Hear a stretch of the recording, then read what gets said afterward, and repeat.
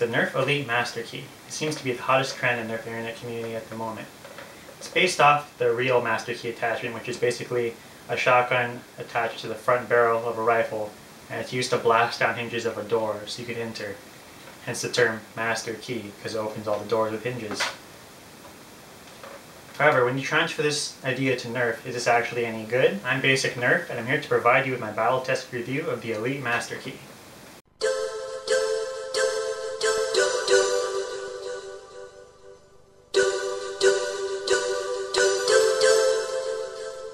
Alright, so there are a couple different variants of the Masterkey blaster going around the internet so far, but the basics are going to be a strife in the middle, some sort of stock at the end, a front barrel, retaliator, recon barrel. I've seen long strike barrels for a Masterkey, and a rough cut attachment in the front. I've also seen barrel breaks for the first earlier ones, and I've also seen swarm fires for the Masterkey spot. But since it's a Masterkey, it's referring to the shotgun, so I'm going to be reviewing probably the most common one out there, which is the rough cut Masterkey attachment. Now the mod is pretty simple to make. I mean, I don't mod a lot. I'm Basic Nerf, you know. Pretty much it just took me some time and a little bit of hard work. I didn't have the proper tools, so I had to use like a hacksaw and a small little blade. But you pretty much just cut away the front bottom rail attachment here on the strife, and then drill a hole through one of the screw ports of the rough cut, and then chop off the back of the rough cut, throw on the retaliator barrel, and there you go. It's pretty much it. And screws go through, strife screws go through the rough cut, and there you go. You pretty much got your own Masterkey. I'd say it's on the easier side to make, and it's definitely a lot of fun to use, I will say that. Now if you guys don't already know, the strife itself is a very strong, very good blaster. It can be modified with stronger motors and higher voltage. I just used higher voltage. My friend modified it for me. I run this at 12.6 volts. Here's a sound test.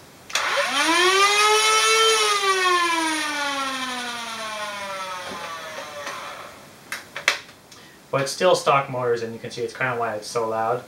You can put in, you know, better motors to get better ranges, but personally I don't really know how to do that. Plus, you know how Nerf darts, after a certain range and after a certain amount of force, you just kind of fishtail and fly around, even the Elite ones. That's probably why I'm sticking with stock motors. Plus, my engagement ranges aren't that high anyway, so you know I'm rushing you and trying to get in your face with this thing. Now, first off, I will say that the blaster is a bit heavier than I'm used to. I used the Raven for about 7 months. That was my main primary one. And I really like the Raven. It's light, and most of the weight is in the back due to the magazine. However, this one, the weight's more in the front because of the rough cut blaster. So my first couple games, first day of nerfing with this, my arm was a bit tired, and that's partly because I wasn't holding it properly, I feel like. I was holding it here at the end where the pump is. I should have been holding it here where the weight's more centralized. That being said, when I used it in battle, it was great. Since, you know, this is a mag-fed blaster clip system, you can replace the clips pretty quick. And even if, you know, you get into a sticky situation where you can't reload it fast, or you want to rush the opponent, it's still nice to have the rough cut attachment at the front. The possibility of firing 3 darts at a time at an opponent, I feel like, is pretty scary. Because, you know, usually most games, if you hit them 3 times, they're out. In stock / lightly modded games anyway. And if you didn't know about the rough cut itself, it can fire off all sorts of darts, so I've got different ones here. See, the first 2 are suckers, and one's even a Busby. It'll fire though. So fired those okay. And as you can see, this Whistler dart kind of came out. The rough cut has that problem sometimes. Some rough cuts have that problem. I know this one does, where it sometimes fires off like your darts in a row, and then like one of the third one's a row down. But I'm okay with that, since I'm, you know, it's kind of like my first draft Masterkey. But like I said, the thing will fire all sorts of darts. Here's the Whistlers. Oh, it fired off a dart tag one and a Whistler one. Partly the reason why it's doing that is because these are all sorts of different darts. I remember I used all Elite darts when I used this in my HVZ games in Nerf Wars, and I never had that problem. Fire. There's the dart tag one out. and here's Elites, of course. So we'll fire those. My advice for using the rough cut is to just, if you're going to use it, use only one type of dart. You know, all whistlers, all streamlines. Actually, it won't fire streamlines. I'm sorry to say that. Here's some streamlines right here. But I mean, like all whistlers, all elites, you know, all dart tag dart. Just make it all one type of dart. So that way there's no problem with a dart tag or with a dart sensor on the thing, on the air restrictors. The peg on streamlines is too long, so it won't trigger them properly, and you get this. Yeah, it's not even going to fire streamlines. This blaster isn't that long. If you put it to the third niche on the Raider stock, I measured it from here to the back. It's 30 inches, which is, again, is not long. I used to Nerf with a Raven and a barrel attachment. So the Elite Raven plus a Retaliator barrel attachment is 24 inches or 2 feet. As you can see, not that much longer than each other. Which is good because this thing is still effective indoors. I've used this indoors against my little cousin, and I was kind of surprised at the mobility of this thing, even though it's a little front heavy. But you know, just going around corners, peeking out from cover, firing, things like that. It's still a good blaster to use in those situations. In HVZ, the Masterkey attachment, the rough cut attachment, saved my butt a couple times. Here's a clip of a 4-hit HVZ game where it takes 4 hits to stun a zombie.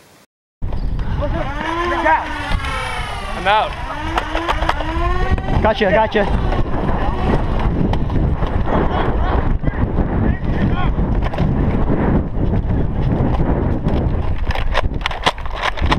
Gotcha. 4.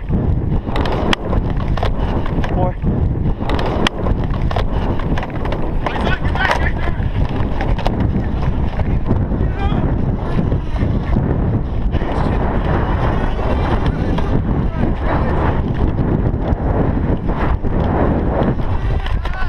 Gotcha. 4.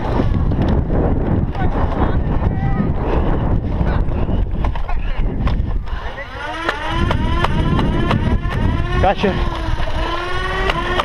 Just bring Glory out of you. 1,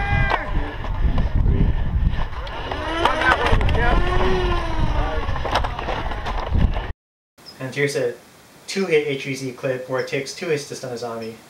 Run, Ryan! I got you, I got you.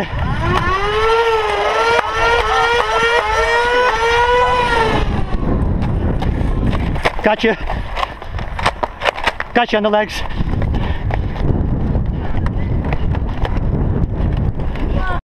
Alright, as you can see, guys, by the clips, the Masterkey has been very effective for me so far. It's a bit hard to reload the rough cut on the go because, you know, the blaster is a little on the long side because it's all the way at the front, so, you know, you gotta do something to get to the front. I usually just shove the stock under my armpit and just try to put in darts like that. This is kind of like a oh snap blaster when, you know, stuff hits the fan, you need to emergencies. Usually those moments are short, either for the opponent or for you. You either get blasted to get tagged, or the opponent gets blasted to get tagged. The Masterkey is sort of gravy for a great blaster as the Stryfe. You're going to be relying on the Stryfe a lot when you use the Masterkey. I've gone through games where I haven't even fired off the rough cut slash Masterkey attachment, but again, that's because the Stryfe blaster on its own is super good. And that's pretty much it, guys, for my review. I feel like I covered everything from the Masterkey attachments to how good the Stryfe is to, you know, pros and cons of using the Masterkey slash rough cut. You know, its troubles that it has. That's about it. Again, like I said, I feel like I covered everything. If you guys have any questions, feel free to leave them. Thanks for watching the video. This is part 1 of my review. Part 2 is just going to be preferences I have, like what notch my Raider stock I like it on, tips and tricks that I use with this thing, a couple of them, you know, future attachments, stuff like that. And that's it for now, guys. Thanks for enjoying my video, and peace out.